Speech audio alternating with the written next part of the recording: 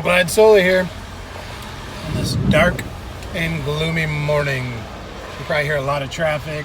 Just dropped my daughter off at school. I got a ride-along today. Actually, I got a couple of ride-alongs, but I can't get this one to get in frame. So this is Marley. Meet Marley, guys and gals. I got Sadie here next to me. She likes riding shotgun. So, real quick truck story on the way back to the office. So, you probably noticed by the title of this video, why should you go to your brick and mortar? So, I'm going to answer that question. Yesterday, after work, I stopped by the Brick and Mortar, which here in Austin, the one that I go to is called Pipe World. So I stopped by Pipe World to pick up a couple of ounces of Haunted Bookshop because I find it's pretty close to Bayou Morning. Every once in a while, it's kind of nice for a little bit of a change up. And so I walked in, ordered 2 ounces, looked at a few pipes, didn't buy any because it's Christmas time. You should be thinking of others, which I'm totally gonna negate here in a minute. Looking at a few pipes, didn't buy any, and then walked over to pay. Gave the guy my credit card, and as I was standing there, I looked up at the shelf and I saw, well, that looks like small batch. It was. I think it's called the Cornell and Dale Small Batch North Carolina Flake or Virginia Flake, or regardless. It's the small batch, only 8,000 cans released. Here's a picture of it. I actually already had a couple of cans at home that I ordered, but I thought, well, I've heard great reviews. I have yet to try it. I'll go ahead and pick up another can. So he had to cancel the credit card, all that good stuff, rerun the transaction. You get it. I got some more tobacco. And by the way, that stuff is sold out everywhere, all over online, and it's going for what, $30 a can on eBay, which I refuse to pay inflated prices for tobacco that I can't get anymore. I feel like that's, and I've heard several others say this too, but I think it's right. I feel like that's taking advantage of people. So, I'm standing there. At this point, my wife probably, she's not with me, but if she were, she probably would have literally put the blinders on. And I'm standing there looking around at the shelves, and I see what looks like a Esoterica label. And sure enough, they had some tins of Esoterica. They had about 2 or 3 tins and a bag. And so apparently, subliminally, that kind of registered in the brain. And as I was standing there, I looked at the bag, and it read Dorchester. So I decided I'm not going to buy it.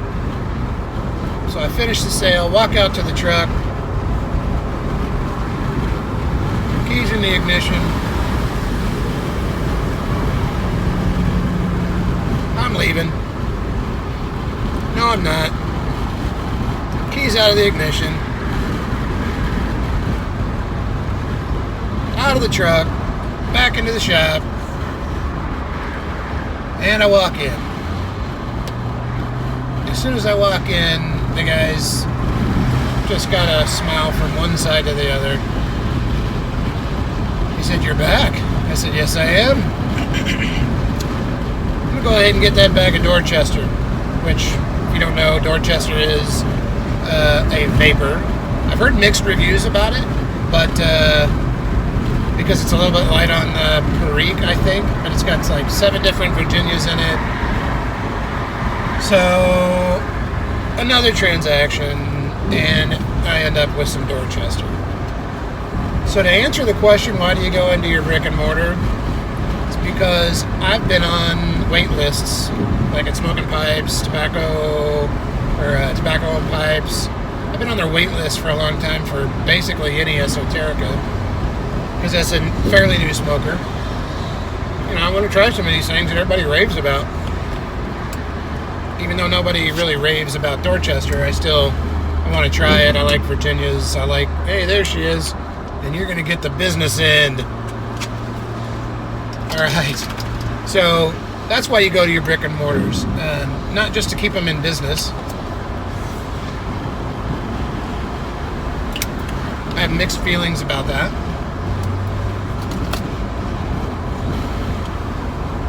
When, you know, there's one brick and mortar, I'm not going to say their name.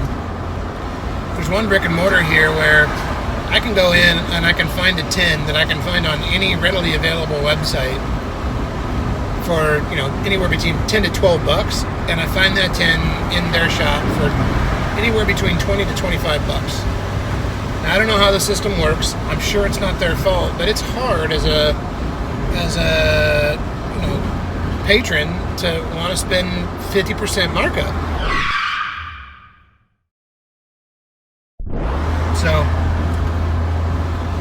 So, you know, I still go into the brick and mortars, even for things like Haunted Bookshelf, just because I do want to keep them open.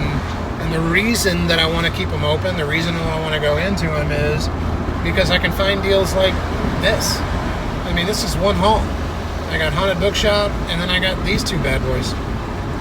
So, visit your brick and mortars, if for no other reason than to look for those kind of crazy tobaccos or hard to get tobaccos that you might not find anywhere else, or, you know, once they're sold out online. And I'm not going to give you any tips on when you should go or when you should wait to go based on release schedules or anything like that, because one, I don't know, and two, I'm going to find out.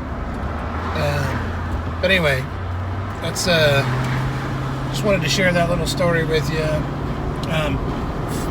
Just a little anecdote on the end of the story here is, so I told the guy when I said, hey, I'm back, I'm going to get that Dorchester.